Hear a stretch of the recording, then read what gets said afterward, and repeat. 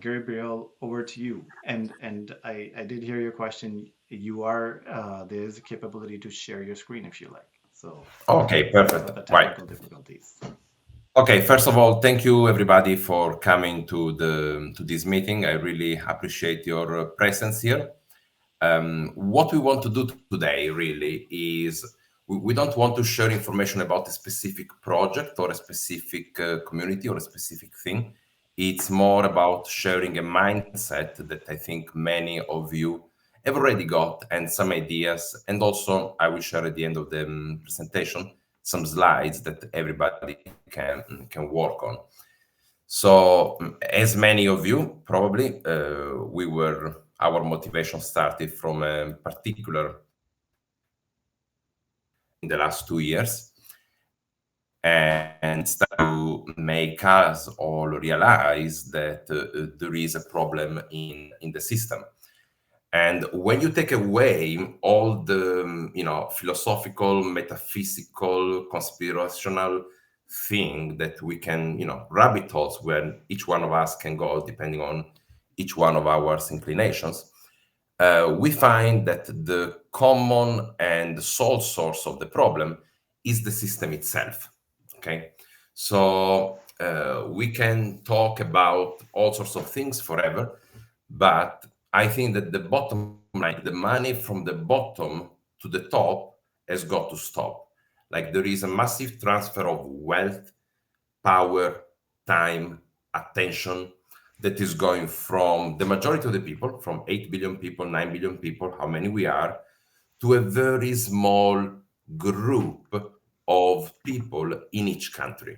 Okay. And then in certain sphere of influence, and then in specific countries. So what we can see is that why did we start metanoia? Well, we know that the top 1% of the world population has got more wealth than the other 90%.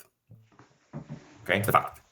So imagine you've got a room where one person has got more than the other 90% to get people together. Well, what would happen in that room with one other people is that you'd get a revolution, and that person gets, I don't know, dispossessed in a way or the other, and then the wealth is redistributed and given to everybody else, right? I think we all agree that that would happen in a room with 100 people in a closed system. So this results in no democracy, effectively, because if the information space, if where you shop, if the education is managed by the top 1%, then there is no democracy. I mean, you can vote one party, the other party, but there is, there are differences, but there are small differences. There are perpetual wars, because obviously they always need to be at war in order to keep the system going. And the standards of living are going to go downhill more and more and more.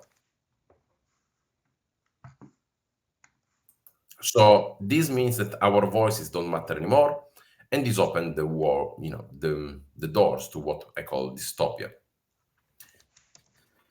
Symptoms of these problems, the destruction of nature, the abandonment of older generations, the destruction of traditional values not being replaced by anything else other than nihilism and nothing else, and spiraling debts and digital ID, technical serfdom, wars, end of human rights, like destruction of public health, private health, and all these kind of things. So you get in a situation where if the design of the system allows for what I call the survival of the richest rather than the fittest. And the elites are seeking world domination, it's clear, everywhere.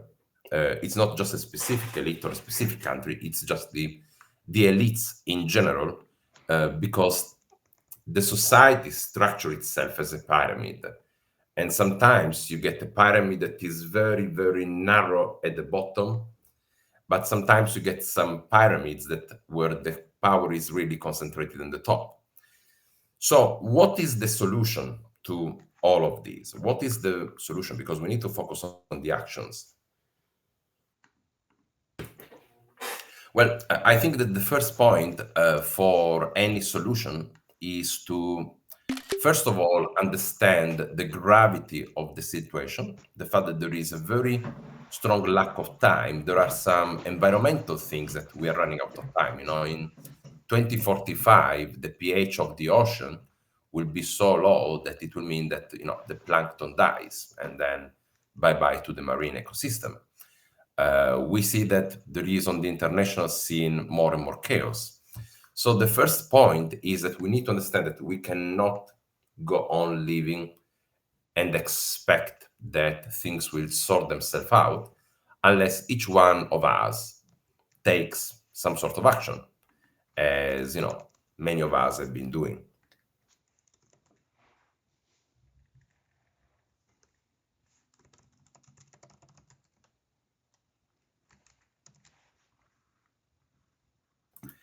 So a few simple actions that if each one of us takes will make a difference. Now, we are using a name here called metanoia, but we are really actually don't want people to necessarily join this movement. We want each one of you to, in your own capacity, in your own country, in your own ways, to start a movement that follows one of these principles.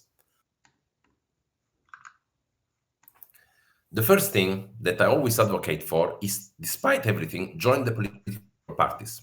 Because in a transition period, when we go from a structure to another structure, we still need people to be part of a political party, but not to legitimate that party, but to become an annoying voice within that party, or to become someone who is having an influence.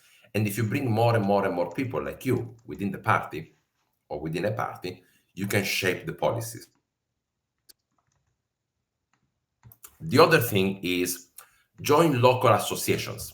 The main point is that since the Roman Empire, there has been this idea of divide et impera, which is divide and conquer. So they want each one of us nuclearized in each one of our homes, scared, in fear. No, no, no, no. Join local associations, create a local network. So one thing is join a political party, and the next one is join the local associations.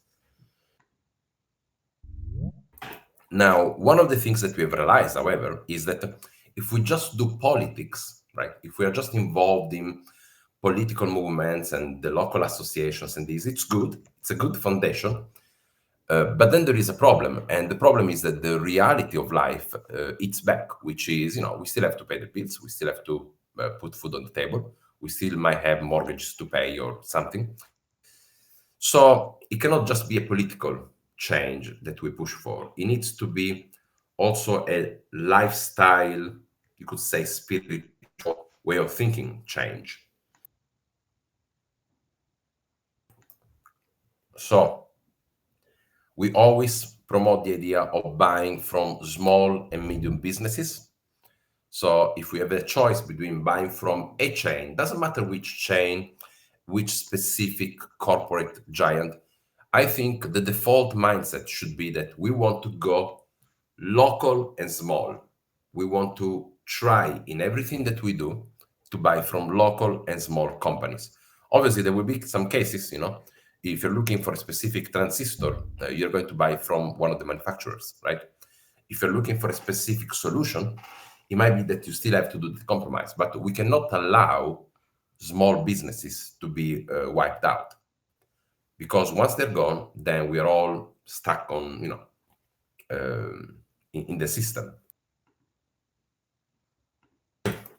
The next thing is that we want to buy used stuff, and we want to buy less stuff.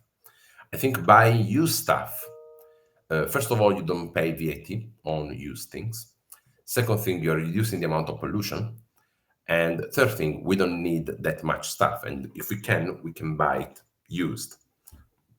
The third point, and I think this is very important, we need to redirect our business activities, which means who we decide to do business with, not who we sell to, because we still, as I'm a salesperson, so as a salesperson, I can still sell to everybody, but who we decide to help in business, who we decide to establish a contract with, who are our suppliers. And eventually, I think also the companies we work for, these are all things that we cannot shift in 1 day or 2 days or in a week or in a month, but it's something that over time, over the months, each one of us can do. And I think if each one of us encourages the other people to do this, we are how many in this room? We are already almost 10, 14 people, I think. If this goes 14 to the third, we are already influencing many, many people doing this kind of choices. Very, very important also is banking. Now, depending on where you are, where you keep your money makes a massive difference.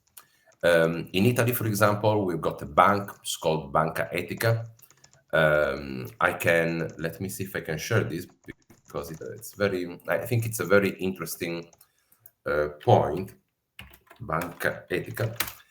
So it's a bank that is completely founded and supported by the members. It's only available in Italy or in Spain. So this specific thing is only interesting if you're Italian or Spanish. But the concept is interesting. There will be 40,000 members. Each account holder can cast one vote. You can buy multiple shares, but doesn't matter if you got 3 shares, 10 shares, 100 shares, you still can cast one vote.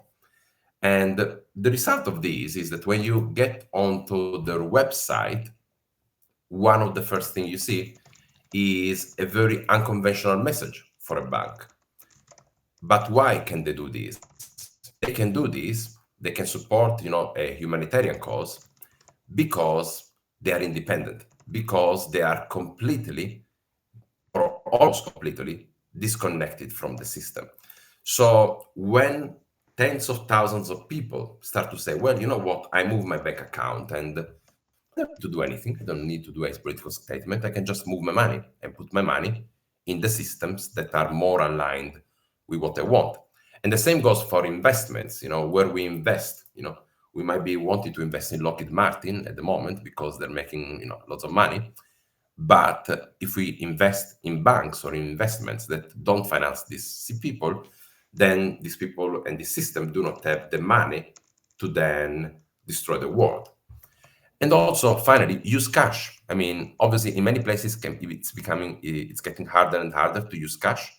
Obviously, if you got your card with an ethical bank, the transaction costs are going to the ethical bank. But still, ideally, you want to use cash for a very simple reason. If you got a £50 or a $50 note, I don't know if they exist, and it goes around, after, I don't know, 100, 200 transactions, that £50 or dollars or euros have been eaten away by the system, because the value of each single transaction, when compounded with all the transactions, means that the money disappears. Okay. And that's why it's important to use cash. And also for traceability, the system wants to track everything, not because they want to track me or you specifically, but because they want to put everything in a massive algorithm and then, feed certain information, certain choices, and decide how to organize things to control us better. So with cash, instead, you get freedom.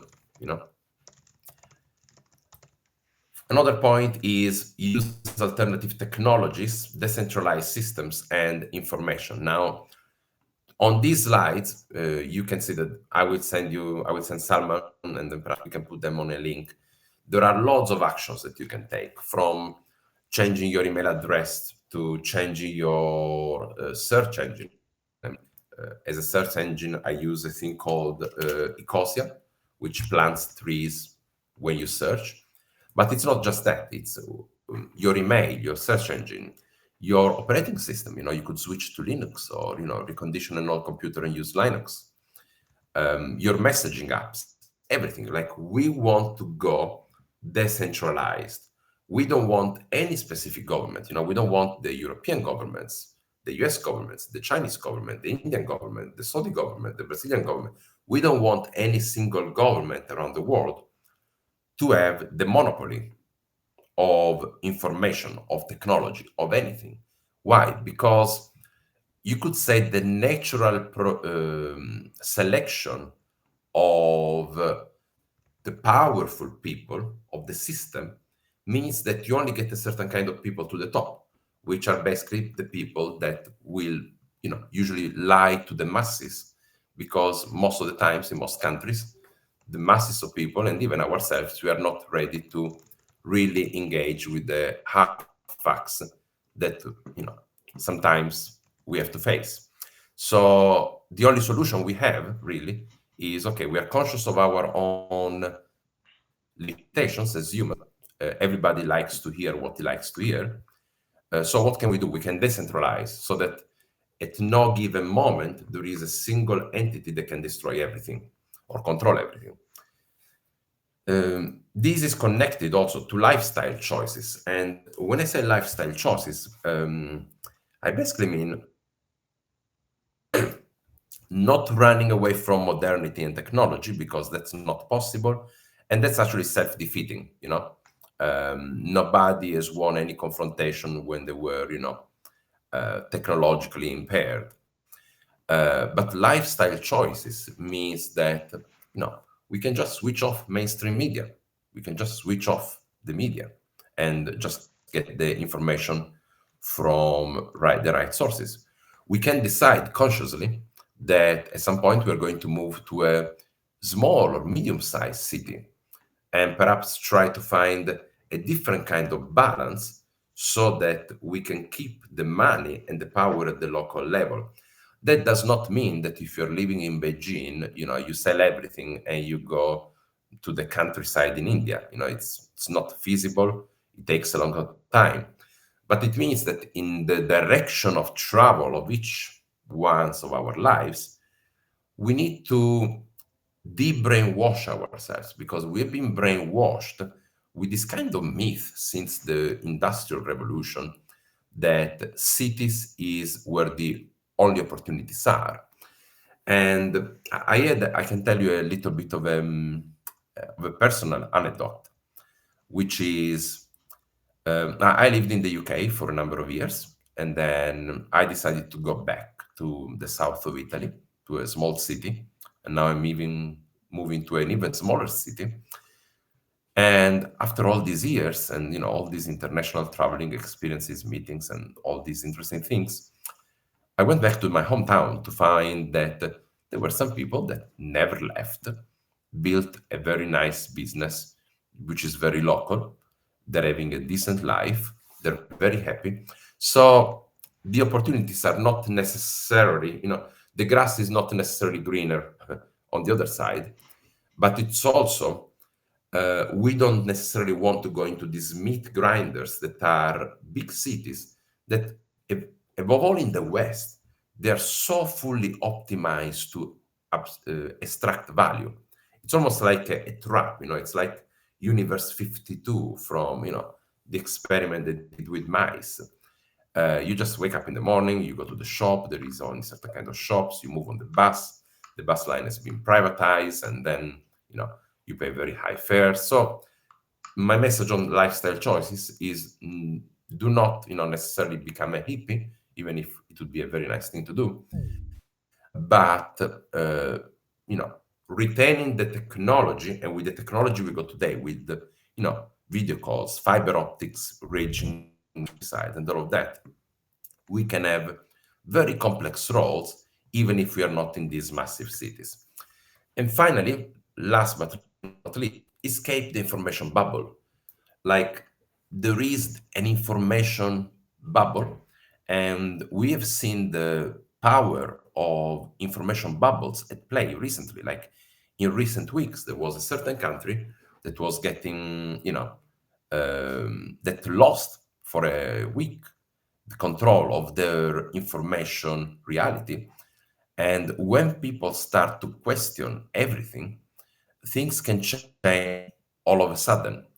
So one of the things which is extremely important is, don't get information from the mainstream media, because the mainstream media, it's just propaganda. So you don't, willingly switch and say, okay, now let's listen to propaganda for 30.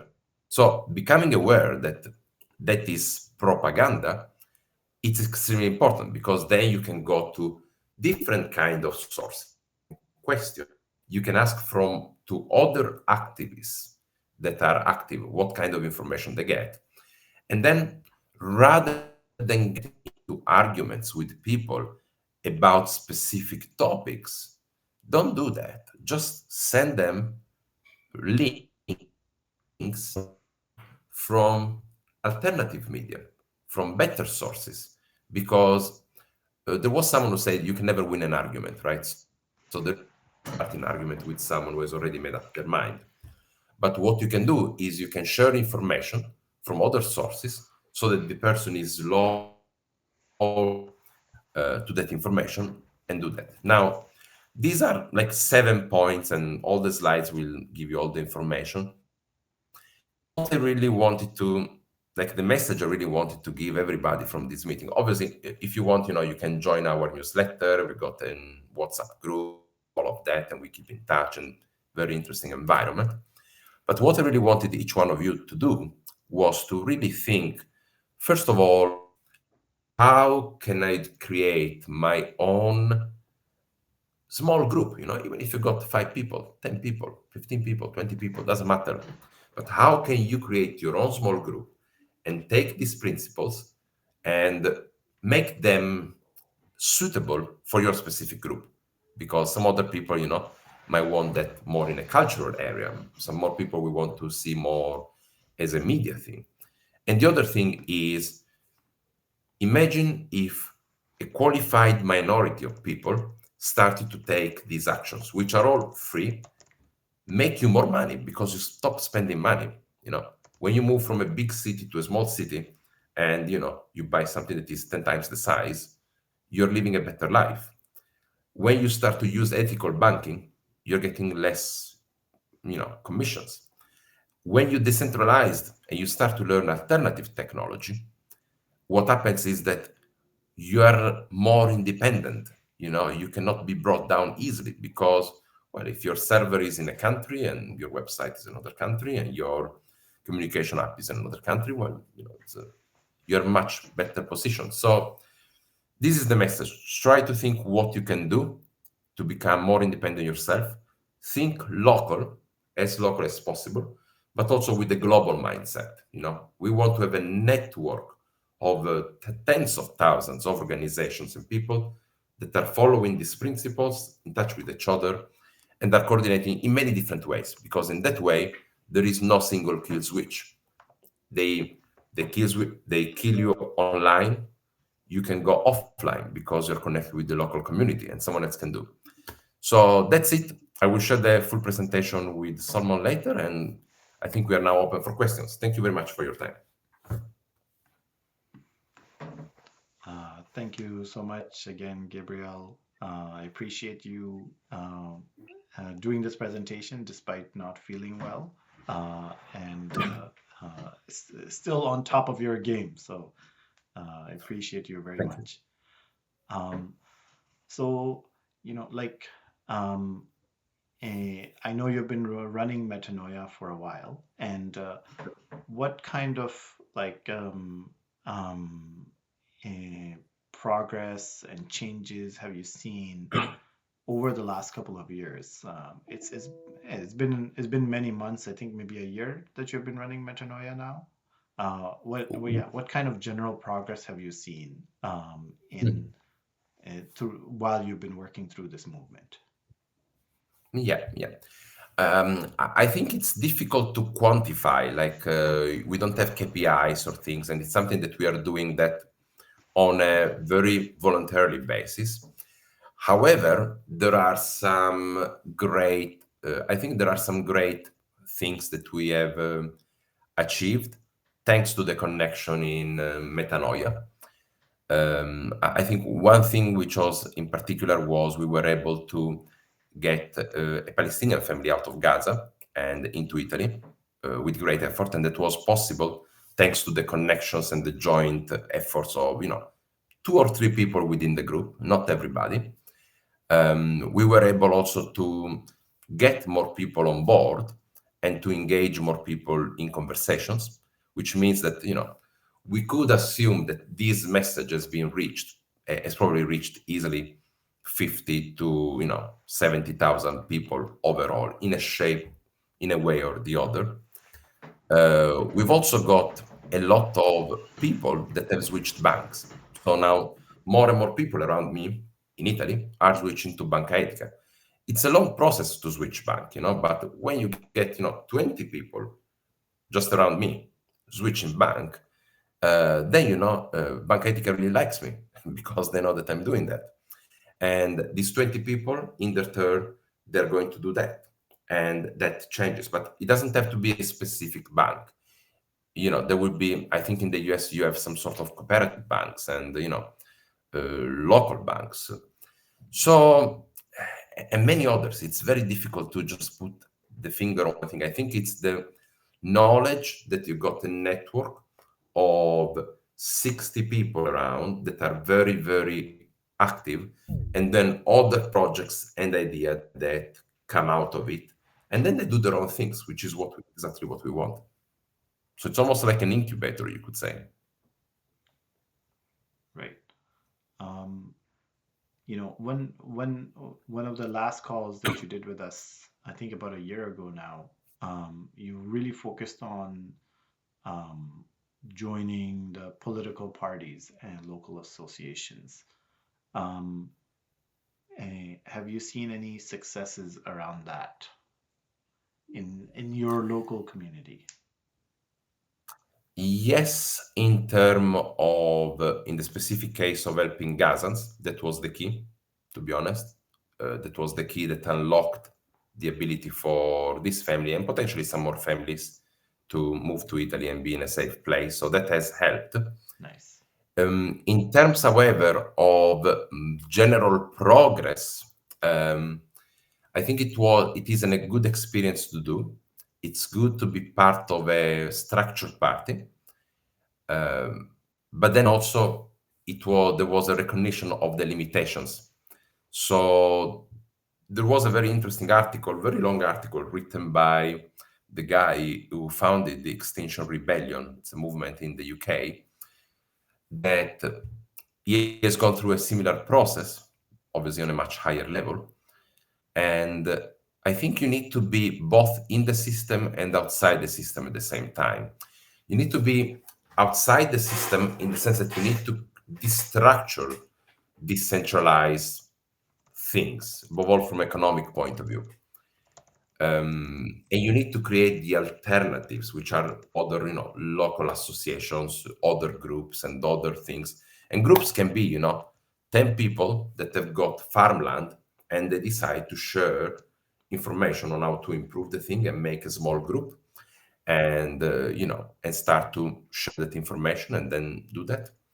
But you also need to still be at the political level because you can do all the groups you want. But if you don't get some councillors in, it's not good. So, for example, in Italy now there is a very big push to try and get a more left-aligned party in power. We still have to wait some time for the elections. Politics is not perfect in the sense that they have to deal with the reality of voting, right, and of how they can get to power. So sometimes people share things in their private conversations that they will never say in public. And we just have to live, I think, with these until we build an alternative system that is overall better. So I think we need to do both. That is the lesson. Yeah. If anybody else has questions, please feel free to raise your hand and ask, or put your questions in chat. So I'm not taking up all the time. Um, what you just mentioned, you got to be both in the system and outside of the system. I recently read the book Play the Game, Change the Game, Leave the Game by Robert Livingston. And his book is targeted towards Black Americans. And But it has lessons for all of us, which is, basically the encouraging the community to change the system in many different ways. So from within the system, and then while you're in the system, changing the system, and then also just leaving the system, and you're echoing the same things, and he does it in a structured way as well, while focusing on Black empowerment. But again, there's lessons to learn for really any community that's trying to effect change. There, I put a link to that in the chat as well. Um, the I know that Metanoia has also been doing a number of webinars for specific kind of like migrations away from big tech and things like that. Um, Mhm. eh, how what how would you recommend people kind of get involved with Metanoia to grow grow grow this effort, you know? And like you said, Mhm. it's an incubator. It's kind of like an incubator. What's, you know, we have some organizers on the call here. How would you, what would you suggest to them? I mean, my suggestion on that would be in terms of getting, getting the knowledge and the content. We've done some videos that are unfortunately on YouTube. We also publish them on Odyssey, which is an alternative platform for videos. But we found that for the moment, we still need to live in a compromise situation with certain things. So even if my computer itself is, based on Linux and I use, Firefox and Molvad, and I basically don't have any big tech almost on the computer. But then when it comes to server capability, we still have to rely on YouTube. And I'd say just start from one point. Just decide, make a list of things that you want to do, and just start to work through them. And in terms of communicating with others, one of the reasons why we did metanoia in this way, like even the choice of colors of this very simple page, it didn't take long to make. And another project I'm going to work with Stefano very shortly, specifically for Italy, is that you have to think masses. We need the bulk of the population to change their habits. Okay. And the bulk of the population is not politicized, is not aware, and you cannot educate hundreds of millions of people to the level that you'd like them to. So what we have to do is make the message simple and universal. Uh, and simple is, look, guys, centralization is bad for the simple fact that when you got, absolute power, you get corrupt absolutely. So, that's as simple as that. So make it simple, make the message simple. Don't overcomplicate it, and try to make it, I wouldn't say bland, because bland is not the right term. But I'm getting many people that in Italy that would vote the far right to take many of these actions. They support the local shops. They pay in cash. I'm starting them to, listen to the right information bubble, so that they can redirect their hate toward the right people. And so we want the messages to be as easy to embrace as possible. So it's very, very, very easy to say it's not good that Google has got the monopoly of the market. Let's use Brave, Quanticosia, Proton instead. It's very good. It's very easy to say big banks are bad.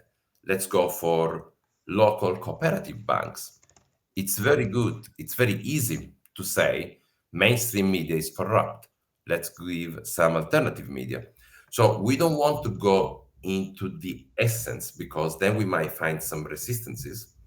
We want, in a very gentle and subtle way, I would say, make sure that people get exposed to the information we want when their barriers are down, so then they can come on to their own conclusion, and then they start to realize, they think, oh, okay, right, it makes sense. We don't want to have all McDonald's everywhere, right? We just don't. We want more small, small shops. We don't want big farmers, Monsanto and Bayer to get everything. We want small farmers and people, left wing, right wing, center. They will all agree on these concepts. That's the beauty of it. So I think let's get out of this kind of prefabricated idea, left, right, center. Let's focus. Do you belong to the top 1% or do you belong to the 99%, to the 90%? If you belong on the 90%, it makes sense for you to do A, B, C, and D. If you're top 1%, well, it still makes sense to do these things because even if you're a very, very wealthy person, there is only one planet. So, and even if people might have their fantasies about, oh, we reduce the population to 50 million people and then we automate everything, it doesn't really work because you still need the people to run the power station. You still would end up having, massive nuclear plants failing. So I think this message is basically almost universal, with the exception of a few psychopaths, that they're still around.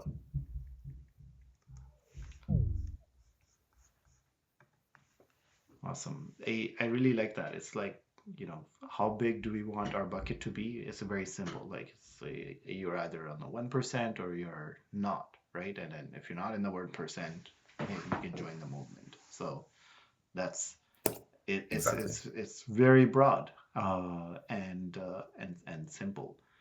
Um, Mhm. the and maybe since there are no other questions, maybe I'll ask one more question unless something else comes up.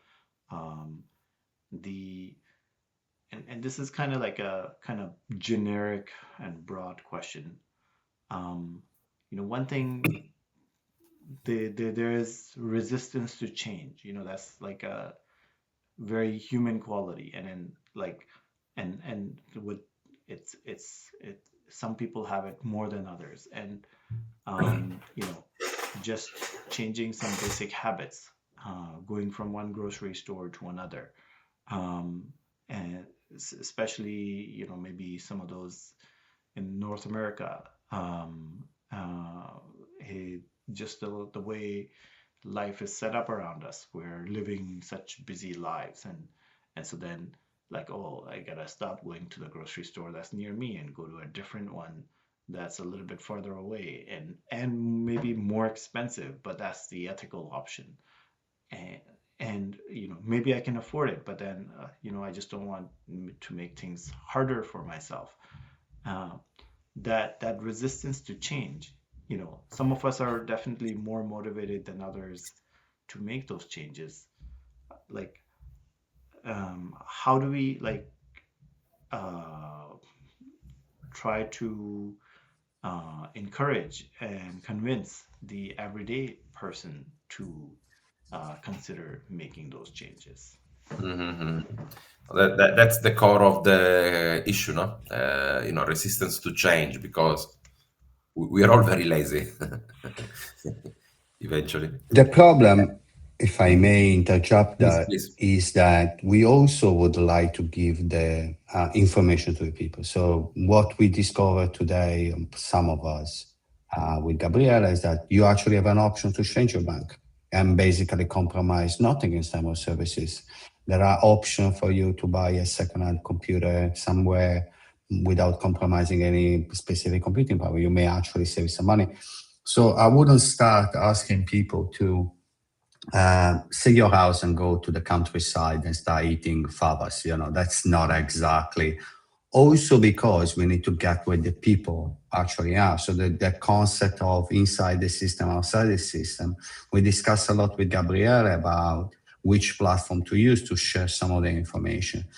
Problem is a choice, and the choice of, are we using the platform that is going to be an echo chamber just for us, or we go where the people that we want to change is? So the two things kind of like come together, right? So the people need to do the change, but we need to inform that there are places, and we need to start with the easy things, right? So people Yes. is motivated on running those because they see some benefit. And then in regards to where to find the people, I mean, it's about, unfortunately, we all have to compromise a bit. And so the idea is finding anyway the right channels and the right people. The problem that I discussed at length with Gabriele is, in a situation where we are, where masses are important, to which extent we will need to focus on changing the mind of those that are too difficult to change, or start focusing on the long hanging fruit. Coming back to my consulting background, see what I'm saying? So it's kind of like, it's all about choice. I don't think there is a right strategy, but we are coming out to the idea that there are people out there. We can't change everybody. It's not our objective to change everybody. We will need to find, the more people we change, the more they will change somebody else. So we try to go at arm length, and that's probably a recommendation that we give, because otherwise you will find that you are actually fighting way too many battles. And so the idea of creating small groups to find people that have similar mindset and trying to change those that can be changed is where we think we can find some additional traction. And as to the results, we're not obsessed with the results. We are more obsessed with doing the right thing. So we are not measuring ourselves. We are happy to change everything all the time. We only have an idea of trying to give a positive contribution. So the association, I mean, I'm here because Gabriele somehow and myself have connected. It would have never happened if both of us were not into this mindset. And same, I can say, with yourself and myself, for example. So the community grow, and planning helps, but it's not a solution. And in the world of like digital, and in 2026, things change way too fast. We actually don't have the budget to change things at scale. So we need to be also realistic. I don't get them motivated. The problem with the KPIs, if I may also summon, because it's that how they keep me enslaved in my daily job, is a way to, mostly make you feel bad, make you feel good.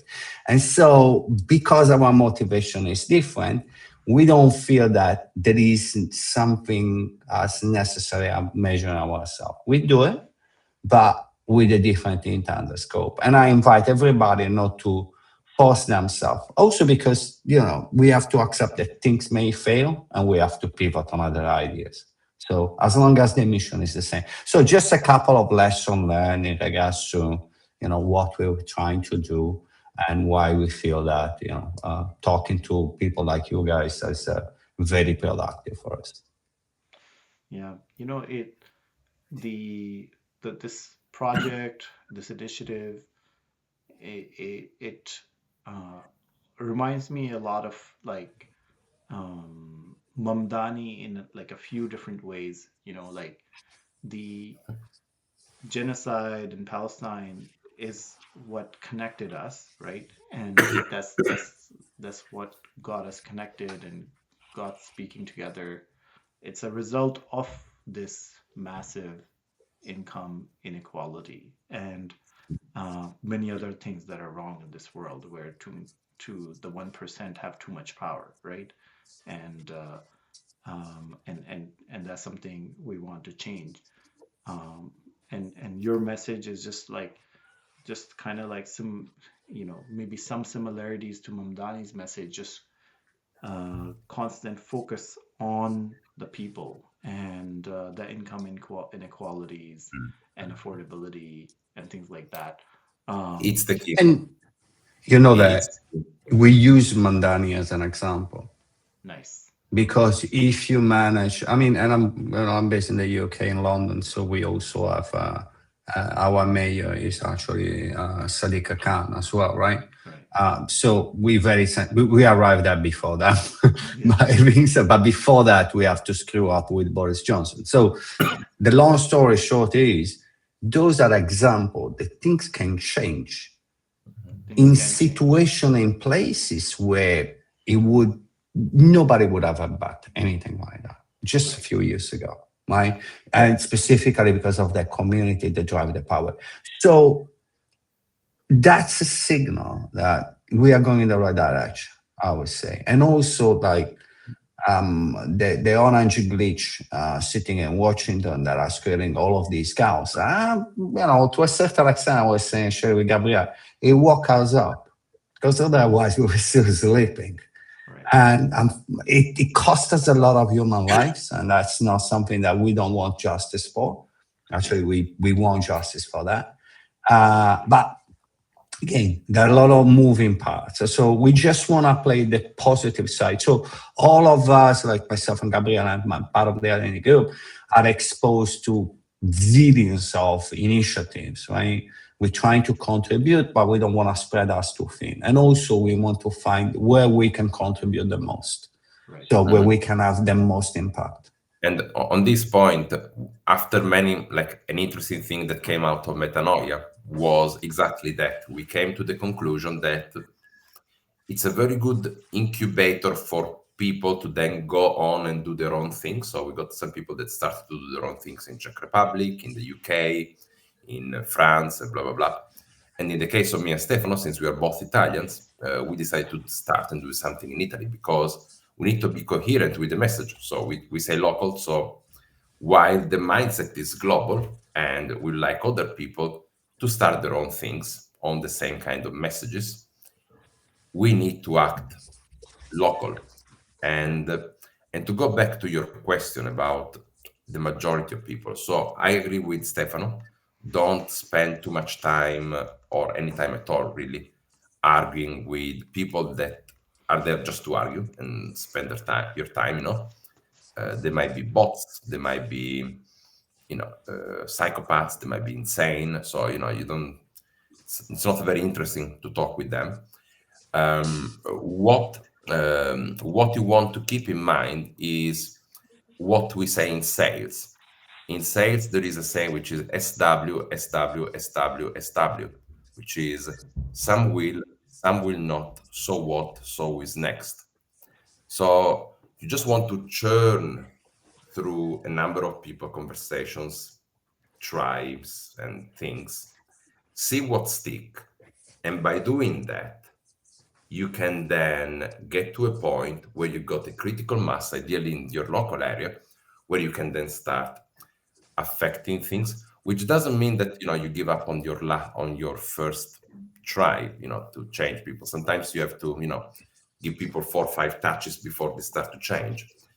But for example, with every time I go shopping and I pay in cash, every single time in every single shop I say to them, I always pay in cash because I don't want you, shopkeeper, to pay the transaction. And I don't want the banks to make a lot of money. And we need to keep the power in the local level. And then from that, the shopkeeper is very happy because, if everybody does that, they save hundreds, even thousands of dollars per year in commissions. Right. And then from that, you start conversations. And then because you're doing something that is good for them, they open up, and the next week they bring you a basket full of apples. And you just want the apples for the month. Nice. Well, there's also another problem in Italy, but let's not get too much into the local in regards to paying cash, because otherwise we open it completely. But one positive message is these things change me. I mean, I managed to change myself, and I can tell you that that's very difficult. That happened only very few times in my entire life. So I do strongly believe that the trigger has been pulled, and we are gonna see the change. It's just a matter of time. My point with Gabriele is always keeping lying is unsustainable. Yeah. I mean, I've been working for a long time, but how longer is going to work? Right. The next generation won't buy this. Right. Won't buy this. It's like we can change it faster. It's gonna change. Yeah. We can just accelerate that. Because I thought, I mean, my daughter will look at me. I'm like, Dad, Jesus, how did you believe this stuff? It's nuts, right? So because of that propaganda mindset that we have been all affected in the West, I have big hope for the next generation. Also, we have seen the power dynamic in the world how they are changing. So for me, it's message of positiveness for what we are seeing outside, message of positiveness for what we see actually just even in this call, and because they changed me. And so I think everything is possible. This was even harder than Mandani to be elected, if I may say so. I've never even thought that I was going to bring, because it's with Gabriele that he helped me out to bring somebody else out of Gaza as well. So I've been working with him on bringing out the students and bringing back to my hometown in Sardinia. So we're very sensible for this. We have our proof of success. We know we can do stuff. We just want to make sure that we contribute as much as possible. That is bringing people to the table. Yeah. Awesome. And there is a final thing which I think it's important to remember. In all these conversations and in all these, there is a lot of scaremongering going on. And I think above all in the US, more than in Europe, and in the West more than everywhere else, AI will take everybody's job. And, the economy is crashing, or they're not going to need anymore. Now, there is a very simple thing, 2 words, social contract. 2 words, social contract. When the system doesn't work for 51% of the population, the social contract is broken. People can vote and decide, you know what, let's nationalize all this great technology and put it to the service of everybody. Thank you very much for your contribution to science and technology. We take everything, it becomes public. There is nothing stopping, because if the majority of the people vote for that and the representative follow through, it's done. Right. So all this aura of invincibility is just an illusion, doesn't exist. Yeah.